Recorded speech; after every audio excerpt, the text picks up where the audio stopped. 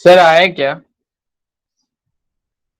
Hello. यार आए तो थे यार, फिर कहाँ मतलब बोर्ड के सामने तो दिखे थे क्वेश्चन। रिकॉर्डिंग लगा के चल गए भाई, या तो रागिब सर कौन सर? आगे आगे राजीव से। रिकॉर्डिंग लगा के गए, हम लोग क्या क्या बोलते हैं वही बताते हैं।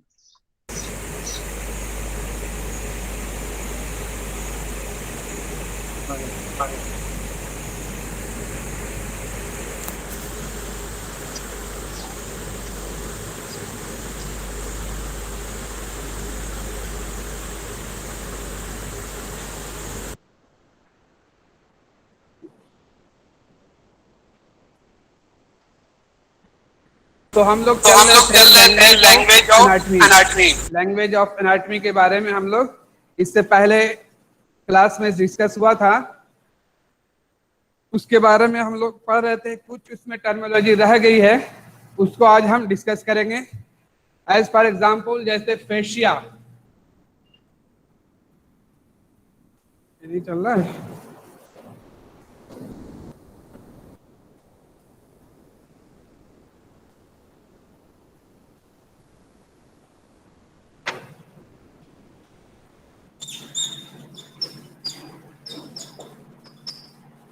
फेशिया, फेशिया क्या है?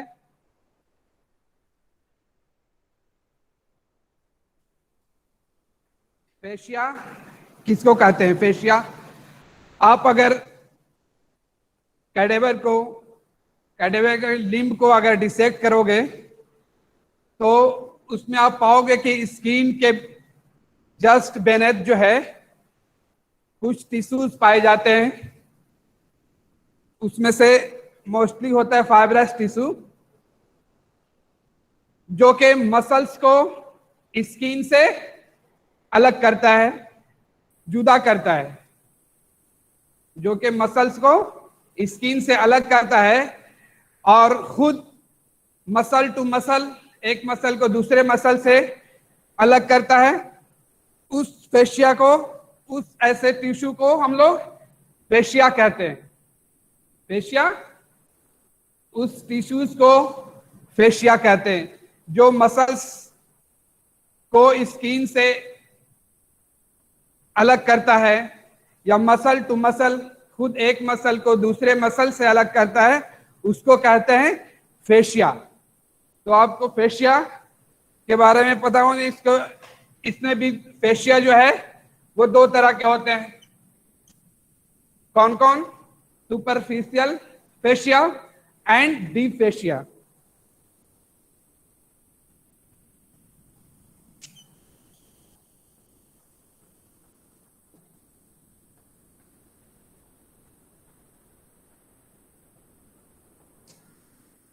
Superficial fascia and deep fascia.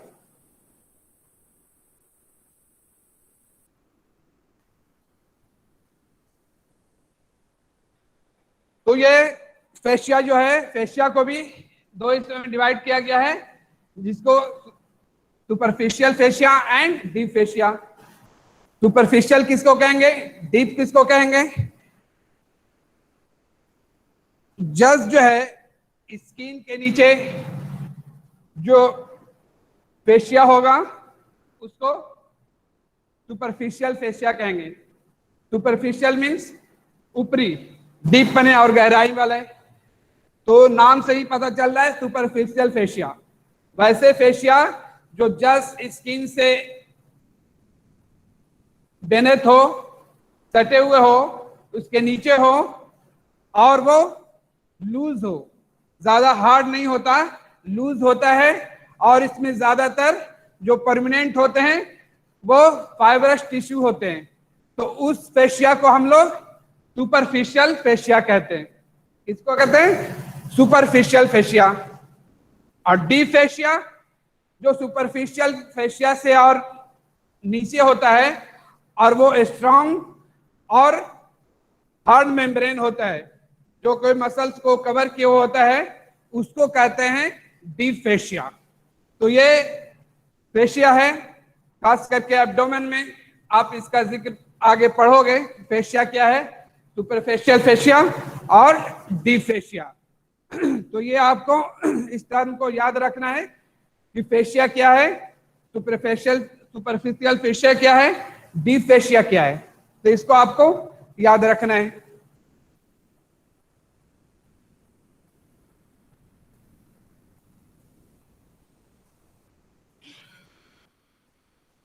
कुछ टर्म जो है वो आपको बोन फीचर्स के डिमोन्स्ट्रेट करने के लिए होता है, उसको भी आपको जानना जरूरी है ताकि बोन के बारे में, उसका स्ट्रक्चर के बारे में अच्छे से आप जान सके। तो टर्म्स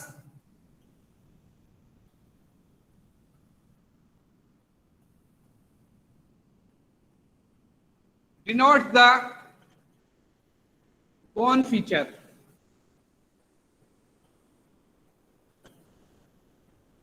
वैसे टर्मिनोलॉजी जो बोन के फीचर को डिनोट करता है, उसका टर्म हम यहां जानेंगे।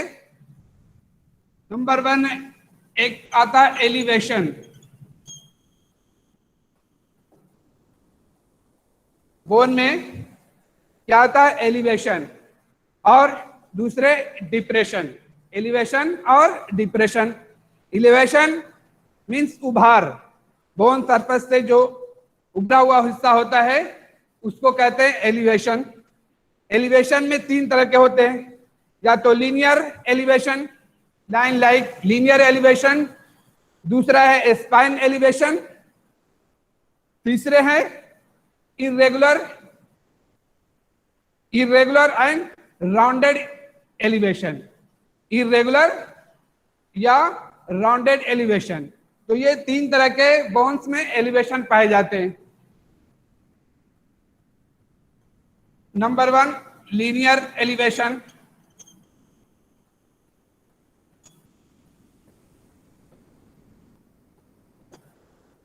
लीनियर एलिवेशन में बी एज ए लाइन की शक्ल में होगा, लिप की शक्ल में हो सकते हैं, रीच की शक्ल में हो सकता है, और दूसरे क्रेस्ट। तो लीनियर एलिवेशन जो है ये 4 शक्ल में होता है, जिसका नाम है line type, lip, ridge and crest. तो ये लीनियर एलिवेशन कहलाते हैं। अगर बॉडी में कहीं भी लाइन टाइप का एलिवेशन है, लिप टाइप का है, रिज है या क्रेस्ट है, जैसे इलियक क्रेस्ट, तो ये क्या है? ये भी एक एलिवेशन है, लीनियर एलिवेशन है। तो ये लीनियर एलिवेशन कहलाता है। अगर एलिवेशन में भी लाइन, लिप, रिज या क्रेस्ट के फॉर्म में हो तो उसको लीनियर एलिवेशन कहते हैं। ठीक है।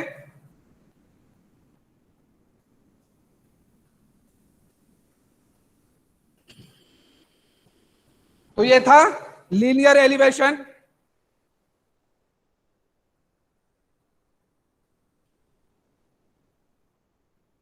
लीनियर एलिवेशन के बाद शार्प एलिवेशन। कुछ एलिवेशन जो है वो शार्प होते हैं।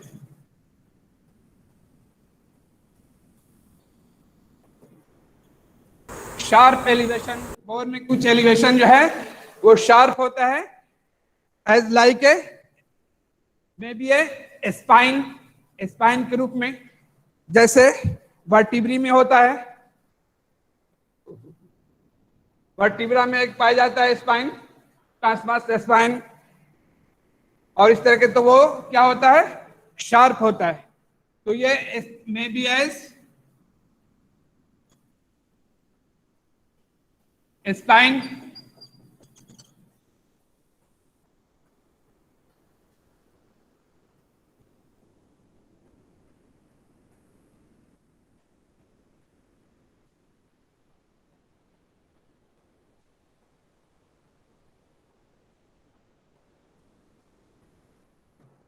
तो जो शार्प एलिवेशन में भी है एज ए स्पाइन के रूप में या फिर कॉर्नू के रूप में होता है। कॉर्नू, इसको हॉर्न टाइप, इस तरीके से भी हो सकता है शार्प एलिवेशन, या फिर स्टिलाइड के रूप में। तो ये जो एलिवेशन है वो शार्प एलिवेशन कहलाएगा। स्पाइन है या फिर कॉर्नू हॉर्न के रूप में या फिर एस्टुलाइड, तो ये एलिवेशन शार्प एलिवेशन कहलाता है। तीसरा है राउंडेड,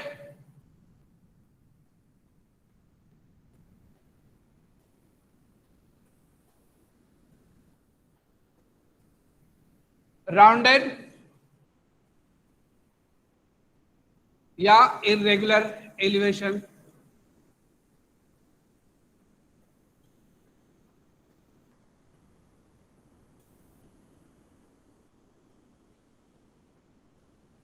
किस तरह का एलिवेशन? राउंड, राउंड हो या फिर इरेगुलर हो, इस तरह के भी एलिवेशन होते हैं। एज फॉर एग्जाम्पल जैसे एपिकोंडाइल,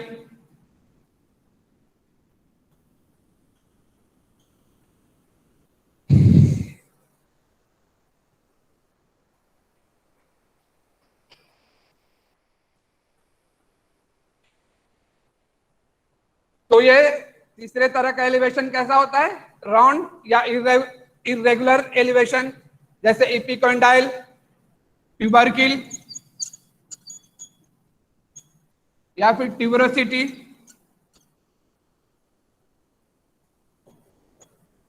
ट्यूबरोसिटी, तो ये जो एलिवेशन कहलाएगा वो राउंडेड एलिवेशन में आएगा। उसका एक नाम जैसे एपिकोंडाइल, जिस तरीके से फीमर बोन में डिस्टल पोर्शन पे दो तरह के एपिकोंडाइल होते हैं, या फिर ह्यूमरस बोन पे वहां एपिकोंडाइल होते हैं। तो जो राउंडेड या इरेगुलर एलिवेशन होगा उसको कहते हैं, उसका एग्जांपल में भी एपिकोंडाइल, ट्यूबरकिल या फिर ट्यूबरोसिटी के रूप में। तो ये एग्जांपल है किसका? इरेगुलर या राउंडेड एलिवेशन का। इसमें और ट्रोकैंटर भी आएगा। ट्रोकैंटर भी राउंडेड एलिवेशन में आएगा, और मैलियोलस। ये जो एग्जांपल है वो है राउंडेड एलिवेशन। इस तरह के बोन फीचर में आपको नेम वहां दिया जाएगा, तो उससे आपको समझना है कि ये किस तरह का होता है। एपिकोंडाइल अगर जिक्र आ रहा है तो आपको समझना है कि राउंडेड एलिवेशन है या फिर इरेगुलर एलिवेशन है। तो ये तीन तरह के एलिवेशन होता है बोन में, लीनियर, शार्प और फिर राउंडेड या इरेगुलर। राउंडेड एलिवेशन में एज फॉर एग्जाम्पल एपिकोंडाइल है, ट्यूबरकिल है या ट्यूबरोसिटी है, आपने पढ़ा होगा या सुना होगा और देखा अभी बोन के नाम में ट्यूबरकिल आता है। तो ये किस तरह का, ये यानी एलिवेशन है। ट्रोकैंटर का नाम सुना होगा, जैसे फीमर बोन पे दो तरह के ट्रोकैंटर होते हैं, ग्रेटर ट्रोकैंटर और लेसर ट्रोकैंटर प्रॉक्सिमल एंड पे। तो ट्रोकैंटर जब आएगा तो आपको माइंड में रखना है कि ये एक एलिवेशन है, या राउंडेड होगा या इरेगुलर होगा। तो इस तरह के एलिवेशन जो एपिकोंडाइल, ट्यूबरकिल या ट्यूबरोसिटी, ट्रोकैंटर या मैलियोलस, ये एक तरह का राउंडेड या इरेगुलर एलिवेशन है। दूसरा टर्म बोन में जो आता है वो है डिप्रेशन।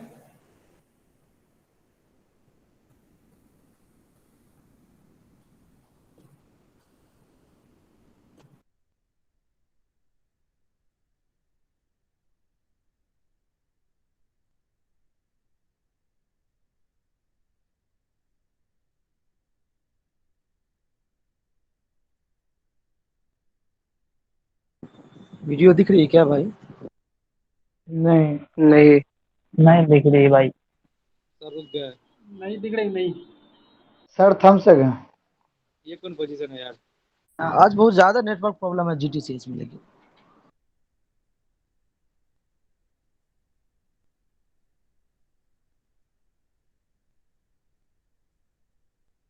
बिजली चली गई। सर लग रहा था यही पोजीशन हो जाएंगे।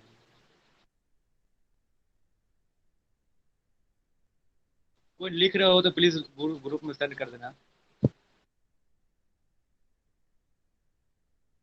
क्लास आवर का बत्ती गुल, बत्ती गुल। मीटर चालू। खाना लिखे हो तुम? हाँ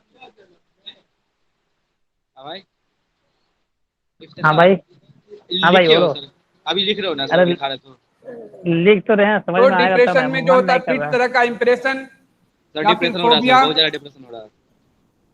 या फोसा, बहुत सारा नाम बोन में आएगा। फोसा, नॉच,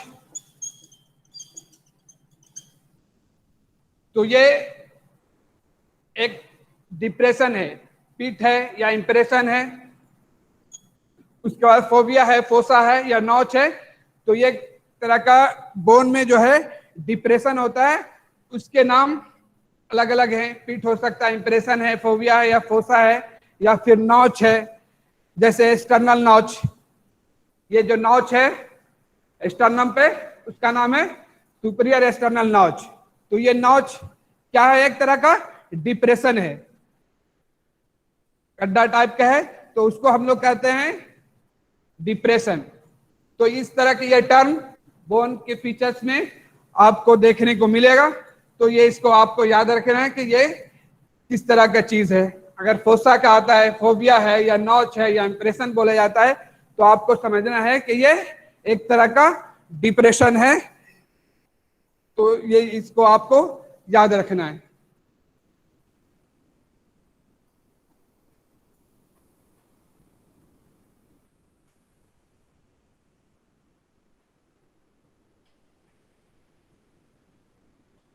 कुछ बोन्स में आपको ओपनिंग मिलेंगे, ओपनिंग्स। कुछ जो है बोन्स में आपको ओपनिंग देखने को मिलेगा, उसका अपना अपना नाम है। अगर ओपनिंग है पूरी तरह से, उसको हम लोग फोरामेन भी कहते हैं। फोरामेन के रूप में ओपनिंग होगी, या फिर केनाल के रूप में। फोरामेन का नाम सुना होगा आप लोगों ने। तो फोरामेन क्या है? एक तरह का ओपनिंग है फोरामेन। दूसरा एग्जाम्पल है ओपनिंग के, जैसे केनाल। तो फोरामेन, केनाल, ये जस्ट लाइक एक ओपनिंग है बोन में। तो इसको ही आपको अगर ओपनिंग का नाम, अगर फोरामेन का नाम लिया जा रहा है, तो आपको समझना है कि ये एक तरह का ओपनिंग है। फोरामेन ओवेल है, फोरामेन मैग्नम है, बहुत तरीके का फोरामेन है, खास करके स्कल्प में आपको देखने को मिलेगा। तो ये फोरामेन और केनाल एक तरह का ओपनिंग है। इसको आपको समझना है कि फोरामेन और केनाल क्या है? ये ओपनिंग है।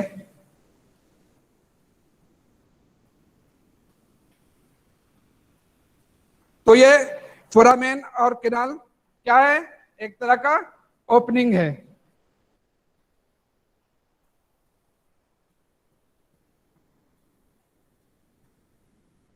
कुछ जो है कैविटीज होते हैं बोन्स में। A large cavity present just like a, जिसको हम लोग साइनस भी कहते हैं, या फिर एंट्रम।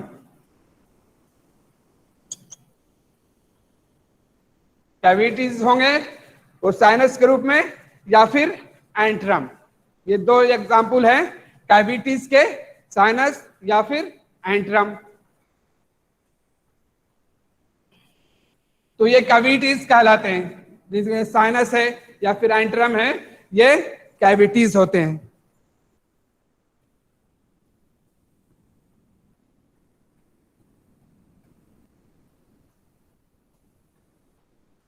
तीसरा है आपको जो टर्म पढ़ना है, स्मूथ आर्टिकुलर सरफेस। वैसा आर्टिकुलर सरफेस, ज्वाइंट सरफेस जो कि स्मूथ है, उसका एक अलग अलग नाम है, स्मूथ आर्टिकुलर सरफेस। ज्वाइंट का जो सरफेस है कुछ जगह पे स्मूथ होता है, वैसे उस सरफेस का एक अलग नाम है। जिस तरीके से हेड कहते हैं। अगर फिमोरल हेड एग्जाम्पल है, फिमोरल हेड है तो ये एक स्मूथ सरफेस है, हेड है।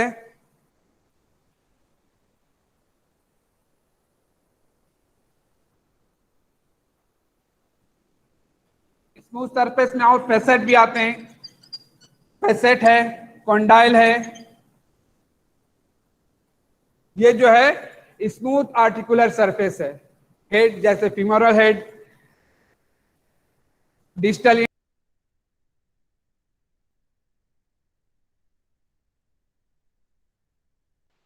अब क्या हो गया सर? समझ में नहीं आ रहा क्या चल रहा है।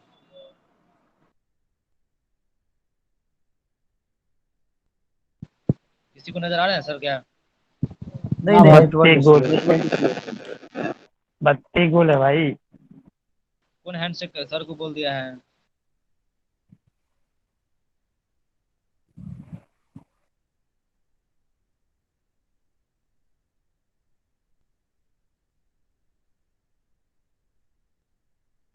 हाँ सर चले गए लग रहा। महताब कहाँ छिपा है?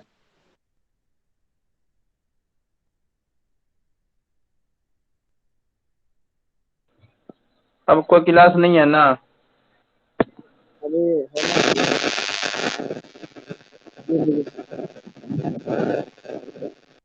कुछ पता नहीं है भाई, कुछ कोई आइडिया नहीं अभी है। क्लास ओवर हुआ कहाँ भाई? क्लास तो ओवर होने 10 मिनट बाकी है।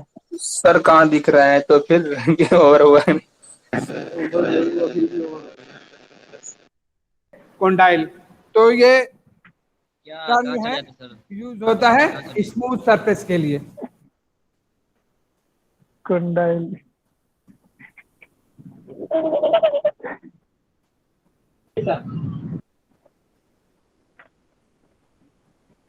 तो ये कुछ बोन फीचर को डिनोट करता था। वैसे टर्म जो बोन फीचर को डिनोट करता है वो मैंने आपको बताया है। कुछ टर्म जो है सफिक्स के रूप में क्लिनिकल एनाटॉमी में यूज होता है। Terms like suffix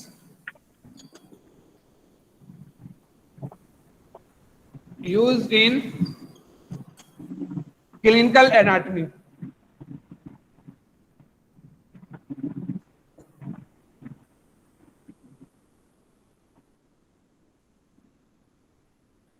clinical anatomy किसको कहते हैं? अप्लाइड एनाटॉमी वैसे एनाटॉमी जिससे हमें मेडिकल फील्ड में डिजीज और ट्रीटमेंट में मदद मिले, उस एनाटॉमी को क्लिनिकल एनाटॉमी कहते हैं, या फिर इसको अप्लाइड एनाटॉमी भी कहते हैं। इसमें जो से टर्म है आइटिस। Itis means inflammation. कहीं भी आइटिस टर्म होगा तो आपको समझना है इन्फ्लेमेशन। जैसे अपेंडिक्स का अगर इन्फ्लेमेशन है तो वहां क्या बोलेंगे हम उस अपेंडिक्स को? Appendicitis.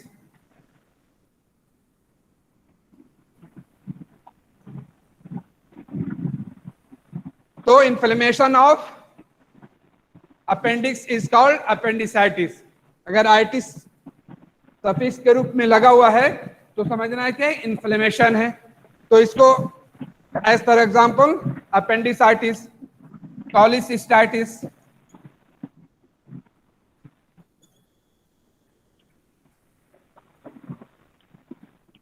कॉलिसिस्टाइटिस means inflammation of gall bladder. Gall bladder के इन्फ्लेमेशन को कॉलिसिस्टाइटिस कहते हैं। उसी तरीके सिस्टाइटिस।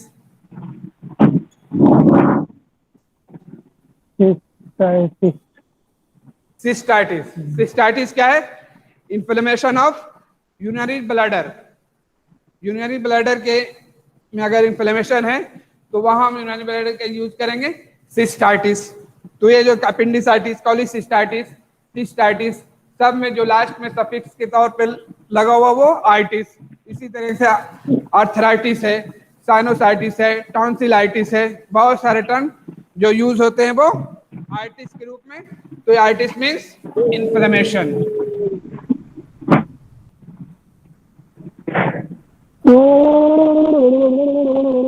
दूसरा सफिक्स है एक्टोमी। एक्टोमी मीन्स कौन क्या कर रहा है भाई? Removal of the body part. Body को रिमूव करने के जो आखिर में जो सफिक्स आएगा उसको एक्टोमी कहते हैं। रिमूव फ्रॉम बॉडी को रिमूव करने को एक्टोमी कहते हैं। फॉर एग्जाम्पल जिस तरीके से appendicectomy.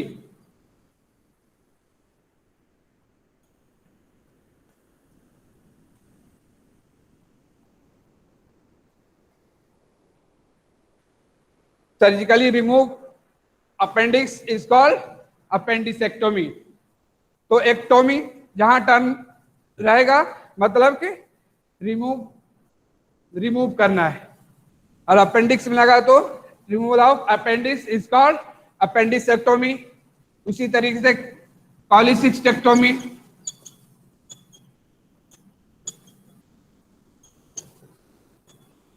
पॉलीसिस्टेक्टोमी removal of gall bladder. Gall bladder का सर्जिकली रिमूव करने को हम लोग टर्म जो एक देते हैं उसको क्या कहते हैं?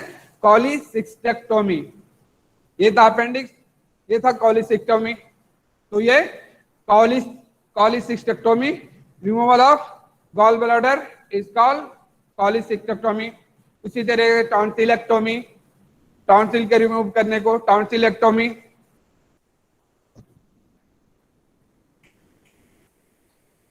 तो ये सफिक्स टर्म था एक्टोमी। इसको एक्टोमी के माना रिमूवल ऑफ द बॉडी।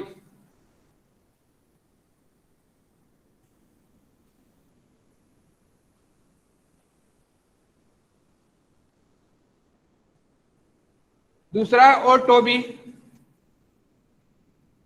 ओटोमी किसको कहते हैं? Otomy open of the hollow organ of the body and then suturing। Open करना, उसको फिर suturing करना, क्लोज कर देना, उस टर्म को कहते हैं otomy. As for example laparotomy. Laparotomy एक ब्रॉड टर्म है। Open of the abdomen is called laparotomy. अगर एब्डोमेन को ओपन करते हैं उस टर्म का क्या कहलाता है? लैप्रोटमी। तो ये ओटोमी, लैप्रोटमी यानी ओपन किया उसके बाद उसको क्लोज कर दिया हॉलो ऑर्गन को, उसको कहते हैं ओटोमी। एज फॉर एग्जाम्पल जैसे laparotomy, सिस्टोटमी।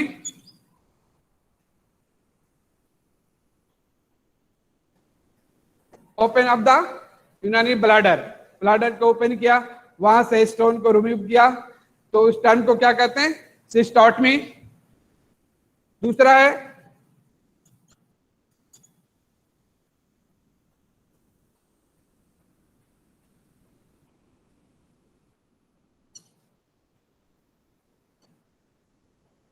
कॉलिडोकोटोमी। Choledochotomy open of the CBD, common bile duct. Common bile duct के ओपन करने को कॉलिडोकोटोमी कहते हैं। क्या कहते हैं? कॉलिडोकोटोमी। तो इस तरह का ओटोमी टर्म आया, मतलब कि ओपन किया आपने, उसको फिर ऑर्गन को क्लोज कर दिया, तो इस टर्म को ओटोमी कहते हैं। एज फॉर एग्जाम्पल लैप्रोटमी, सिस्टोटमी और कॉलिडोकोटोमी। अगर एब्डोमेन को ओपन करते हैं तो उसका नाम होता है लैप्रोटमी। अगर ब्लैडर को ओपन कर रहे हैं फिर तो क्लोज करेंगे तो सिस्टोटमी। और दूसरे अगर सीबीडी को ओपन करते हैं उसको फिर क्लोज करते हैं तो कॉलिडोकोटोमी कहलाता है।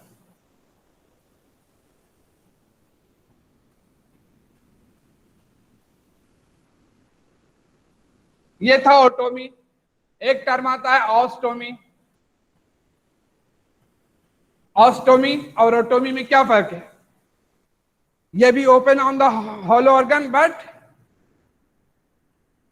Do not close it. Ostomy hollow organ को ओपन किया लेकिन उसको यूं ही छोड़ दिया, उस कैविटी को दोबारा क्लोज अभी नहीं किया है, तो उसको कहते हैं ऑस्टोमी। जिस तरीके से फॉर एग्जाम्पल इलियोस्टमी,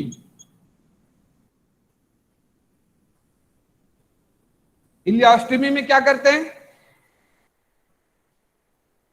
इलियम को जो है कभी कभी इलियम एडहेयर हो, चिपका हो ऑपरेशन में, अगर ट्यूबरकुलोसिस है तो क्या करते हैं, उसको रिसेक्ट करके बाहर एक ओपनिंग बना देते हैं, तो उस प्रोसीजर को उसको कहते हैं इलियोस्टमी। ओपन किया और उसको एक बाहर एब्डोमेन के बाहर ओपन यूं ही छोड़ देते हैं, तो उसका नाम इलियोस्टमी है अगर इलियम को करेंगे तो। इसी तरीके से कोलोस्टमी, कोलोस्टमी अगर कोलोन को हम ओपन करके क्लोज नहीं करते हैं तो उसको कहेंगे कोलोस्टमी। तो ये लेप्रोटमी में जब हम लोग इलियम या कोलोन को ओपन करते हैं या रिसेक्शन करते हैं, उसके बाद कभी कभी उसको ओपन छोड़ना पड़ता है ताकि उसकी अच्छी से हीलिंग हो, उसका जो एडिजन पार्ट है, इन्फ्लेमेटरी पार्ट है, वो सबसाइड करे, जस्ट लाइक जैसे इंटेस्टाइनल ट्यूबरकुलोसिस है। इस तरीके के केस में वहां हम इलियोस्टमी या फिर कोलोस्टमी करते हैं।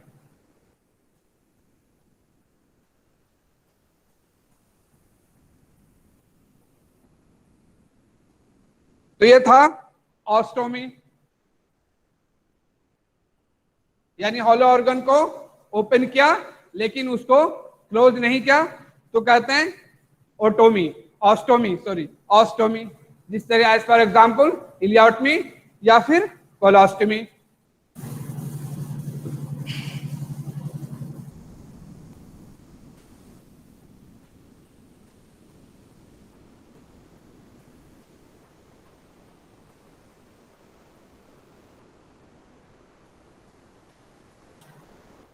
दूसरा जो सफिक्स टर्म है ओमा। ओमा आप बखूबी जानते होंगे कि ओमा क्या कहलाता है। ओमा डिनोट द ट्यूमर। ओमा मीन्स ट्यूमर। ट्यूमर को जो टर्म डिनोट करता है वो कहलाता है oma. As for example lipoma. Lipoma यानी एक ट्यूमर है, benign tumour, lipoma. White cell accumulation, white cell accumulate कर जाता है, उस ट्यूमर को हम लोग लाइपोमा कहते हैं। Under the skin, beneath the skin white cell accumulate होने लगते हैं, तो वो ट्यूमर को हम लोग लाइपोमा कहते हैं। तो कहीं भी ओमा टर्म आएगा तो मीन्स ट्यूमर, ओमा मीन्स ट्यूमर, लाइपोमा, सार्कोमा। इसी तरीके से है ये सार्कोमा।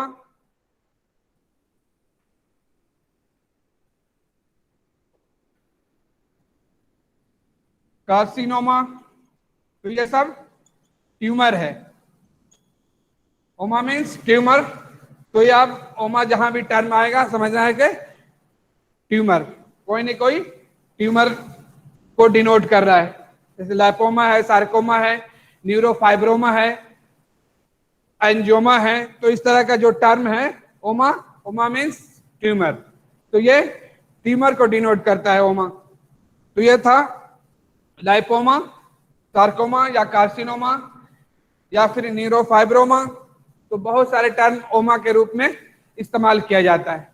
तो आपको समझना है कि ओमा कहीं भी आएगा तो समझना है ट्यूमर।